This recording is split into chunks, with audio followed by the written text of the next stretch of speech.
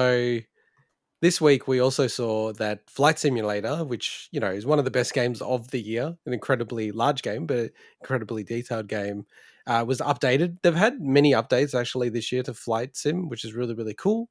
And this update on the 23rd of December has now added PC VR headset support, which previously there was like a mod to make it work, but this is directly in the game. Mike, you're the one who has the most familiarity with Flight Sim. So how does this hit you? And plus, you're a VR lover, so I am, though not. I don't use my headset enough, which sucks. But I do enjoy the experiences whenever I do use it. He only uses it when he needs to be a VR lover, if you know what I mean. Pretty much, yeah, exactly. Yeah, dude, that's the first thing I did on any. All right. Yeah. Okay, fine. Let's move on with that. So yeah, no, it's I played it at launch, so I got it just when it came out, and I had some issues with it. I think like a lot of people do with downloading it. It would also thrash the GPU when you went to install it, like absolutely. And I don't know if that was because it was using the GPU to not decrypt, but I don't think it was using it for Bitcoin mining or something. I think it was probably using the GPU to do some decompression or something on the files. I don't know. Something was happening. So it was really weird. And it took ages to download it. But when I finally played it, amazing game. It ran okay-ish. I've got a 3900X. So you'd think it's going to, run pretty well on that. Ran okay-ish on the 2070. But the game blew me away. I managed to find I think I said this on a previous episode, I managed to find all the different houses that I lived in purely by taking off at an airport and in my head sort of remembering the general direction that it would be and following roads and stuff that I recognized. And I found all the houses. It's insane. So it's that detailed that you can use it to be able to pinpoint and find stuff like that. So that just blew me away as an experience. So being able to do that in VR, holy moly, this thing would just be insanely awesome. So I do have the Oculus. I'm going to give it a crack. I just don't think my 2070 is really up to scratch to do it in VR properly. So that worries me a little bit. You need a pretty beefy machine to play it in the first place. To play it in VR, I think you need a really, really beefy machine. So because with VR as well, you would want to get, like 90 frames a second or something like that.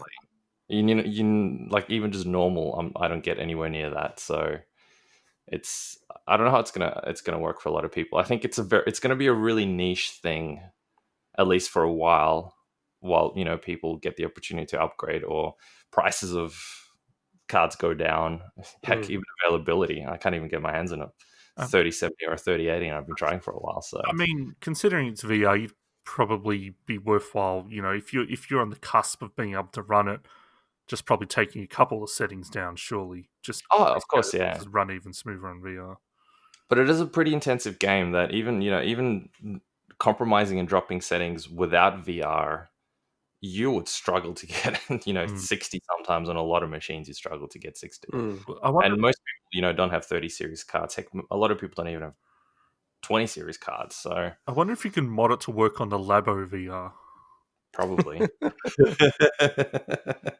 Well, that's a machine adept at playing at low frames per second. So. Oh god, that must have been. I know Labo didn't set the world on fire after it came out, but the whole VR part of it must be the most like fizzle ever. Like it's just nobody talked about. Oh, there's like a VR mode added to these couple of games, because it was a nothing, wasn't it? It does seem like someone said to Nintendo, "Hey, Virtual Boy, just the worst VR product ever." And then Nintendo themselves said, "Hold my beer." But just on Labo quickly, like Labo itself is really awesome. But it's very, very targeted. It's like it works so great for like a kid who's like 5 to 7-ish, and then like the parent, and then that's kind of like the space. What was that, Mike? That's extremely targeted, actually. Yeah. And it's like it would have been great, I think, in an educational space, but it's too costly. Like to say, each kid is going to get a set of Labo, because then they all need to have switches as well, So.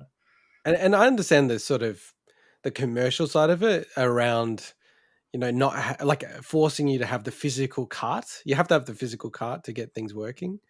Same as Ring Fit, but it is a bit of a pain in the ass that it's structured like that. It'd be nice if it was just digital. I know why they don't do it. It's obvious why they don't do it. But just quickly on VR, Mike. Sorry, like this is a real technical question, but because with VR, like what are the displays? Are they like 1440p displays? They vary, but I think the Oculus, and no one quote me on this.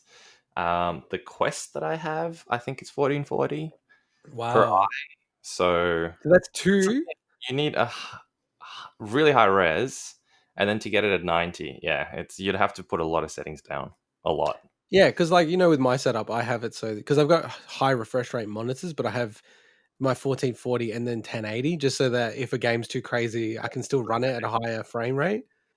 And yeah, that's crazy to me. That's thinking basically it's running two independent screens, 1440. You'll probably get some wins, obviously, with the physics engine and stuff, but that's still a lot. And you're running at like minimum 90 FPS. Yeah, that's crack because I need to set it up. And I was going to also ask you, when are you going to start Alex? So, unfortunately, given that Sydney has been like pseudo lockdown, my folks weren't able to come up for Christmas, which was a bummer. And then also my really good mate who's going to come up with his family, they had to cancel their trip as well. So, bummer. Yeah, now I'm a proud owner of Alex with no ability to play it. Guess who's getting a VR headset next Christmas? I actually think, I'm not sure, like, maybe I should try to refund it on Steam, see how that goes. You probably can if you haven't played it. I haven't played it. I haven't installed it. Yeah. But I think it's past 2 weeks from memory. Oh, that definitely feels like more than 2 weeks since we talked about it. Yeah, I think it's a 2-week limit. You don't think that eventually a VR headset will be worthwhile to just purchase? As an investment for the show, maybe? No, because he doesn't want to admit. We had this debate a while ago where I said VR is going to be big, people are going to get headsets, blah, blah, blah. And he's like, nah, I don't think so. VR is not going to be that big. Mate, you even said he doesn't want to buy one now because then he'll admit defeat. I kind of think he was right. Oh no, you don't even play it. You even said it yourself. The moment he buys one, his argument's not going to stand as well. So no, what would be funny, because I've proven the argument's been proven correct so far, like way in my favor. But the funny part about it is it would be funny if I got one and then I got hooked on it. No. So on the VR front, what I'm waiting for is PSVR 2, because the hot rumor is, and we don't deal with rumors on the show, but this is just a conversation now, is that it's going to work for PC natively, so PC and PlayStation. Okay, that's cool. So, because like for me, I really want to play Astrobot. Like that's Astrobot, and I'm talking about Rescue Mission, the first Astrobot game, and Alex are the only real 2 VR games I have any interest in playing. So yeah, I'll try to refund it. I'll see how I go. And because I'm sure it's going to go on sale again. So I'll just wait till it goes on sale again and buy it. Nah, just get a VR headset instead. I think mine's a little bit more cost effective than your idea. But my idea is more fun. It's true. It's true. All right, let's jump into the next story.